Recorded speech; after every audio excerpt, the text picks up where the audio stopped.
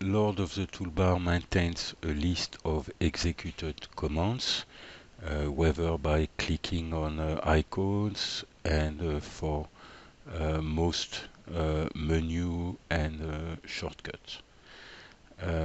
So this is accessible in freeway. So there is a special history palette which shows all the commands you executed. So the last one is move. You have also a navigation panel where you can see the same command in a row. This is interesting if you assign it a shortcut, because you can easily move to a command. So, and when you select it, you execute it. So you see now that Fredo Corner is now in the history as the last command. And you have also the last command. You can execute the last command, so it's either this button or a menu entry with a shortcut. Okay, so this is globally called the history.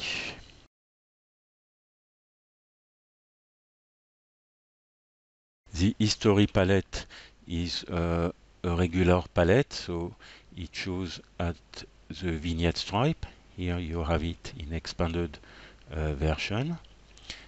You can make it permanent. You can even dock it at the top of the screen, maybe even making it a little bit smaller.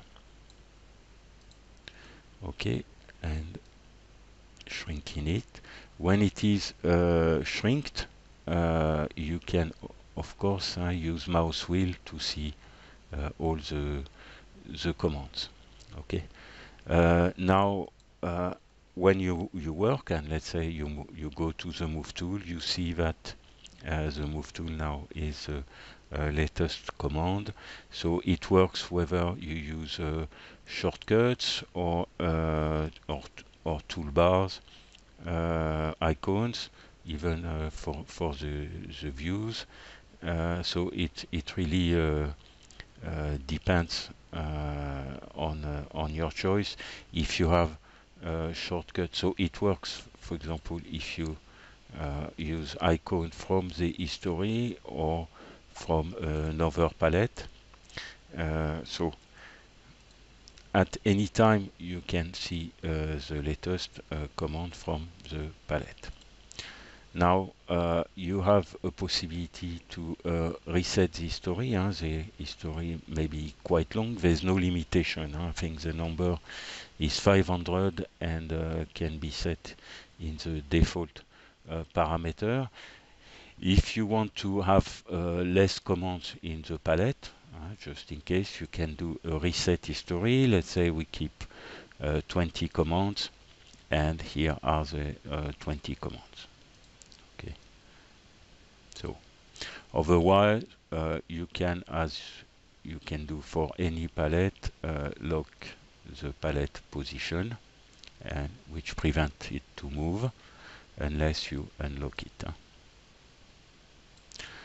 And in the palette properties, you can change the name, by the way, change the icon, create a shortcut.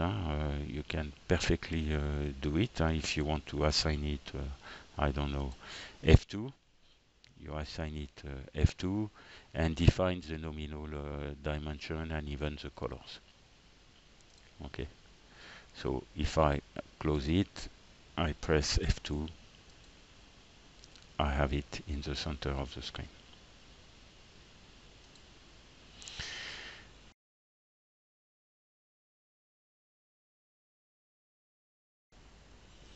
So the quick history navigation is a one-row panel showing the last commands. So it displays like this. Okay. The main interest, although you can call it and just use it. The main interest is when you call it with a shortcut. So the menu is in Fredo Collection, Lord of the Toolbars, Navigate History. I have assigned it Control Q. It's good to have a modifier because it plays a role. So let's say that now I type Control Q and I keep the keys pressed. Now if I type Q again, I will move backward in the history. If I press any other key, I will move forward, okay, towards the most recent. And when I release the modifier, okay, up, I get the command executed. Okay, so again, Control Q, and the first button is if you want to do nothing. Okay, so Control Q. You can also use the arrows. Okay, now if you press Control Q and you release immediately the keys, the Navigate History panel will show permanently, and then you can either use the arrows or select it by mouse, okay, or mouse wheel.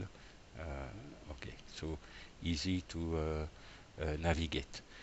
You have a few parameters, so you can make it smaller or bigger, and you can also change the number of icons shown. So depending on what you want.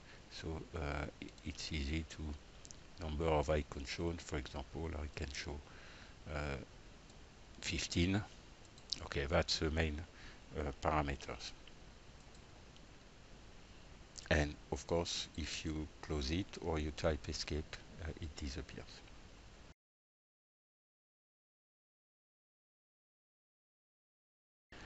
The last command, recall, invokes the last command stored in the history.